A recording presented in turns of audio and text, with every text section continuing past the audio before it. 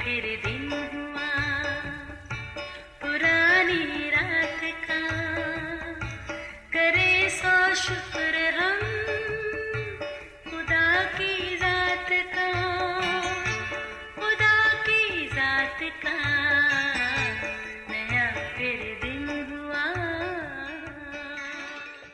आज की आयत, ज़ूफ़े से मुझे साफ कर तो मैं पाक हूँगा, मुझे धो तो मैं बर्फ़ से ज़्यादा सफ़ेद हूँगा।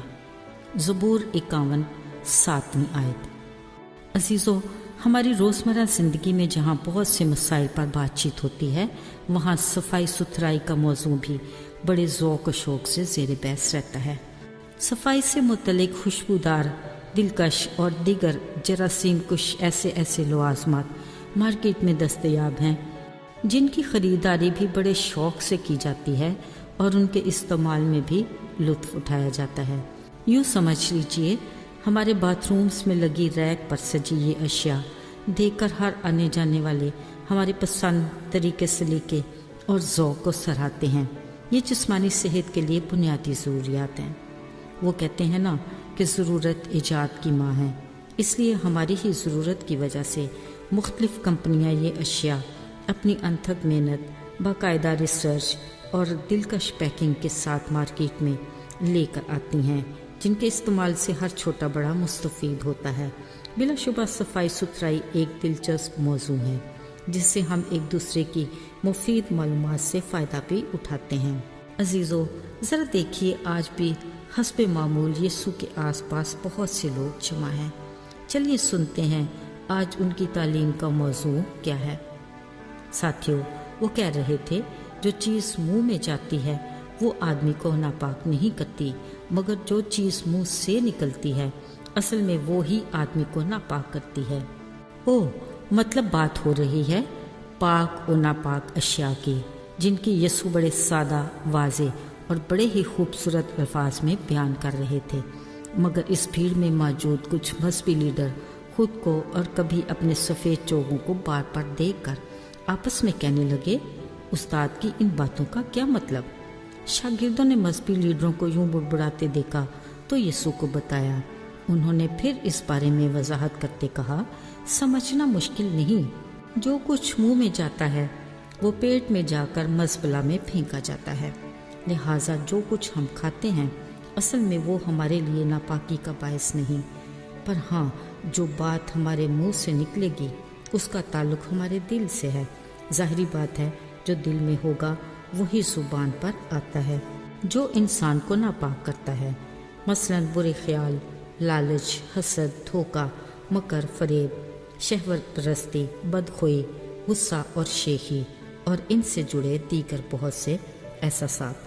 खुदा का कलाम किस कदर सच्चाई पर मबनी है।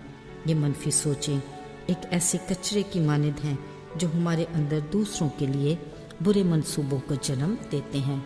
अजीज़ों, याद रहे, हमारे दिल की ऐसी कैफियत हमारी शख्सियत को नापसंदीदा और हमारे बातन को बदबूदार बना देती है।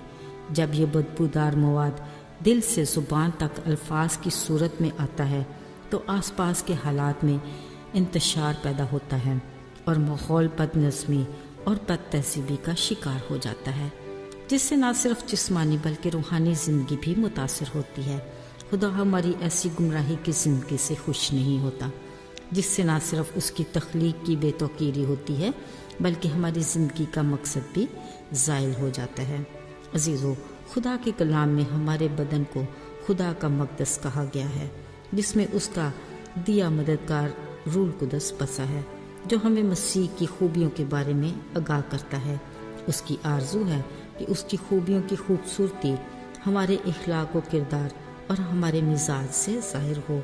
अगर उसकी मोहब्बत हमारे दिल में है तो वही हमारी ज़ुबान से अल्फाज की सूरत में अदा होकर हमारे आसपास के माहौल को खुशगवार बनाएगी और सुनने वालों के लिए तरक्की और खुशी का बायस बनेगी। अजीज़ों, कलाम में लिखा है, तुम मसीह की खुशबू हो।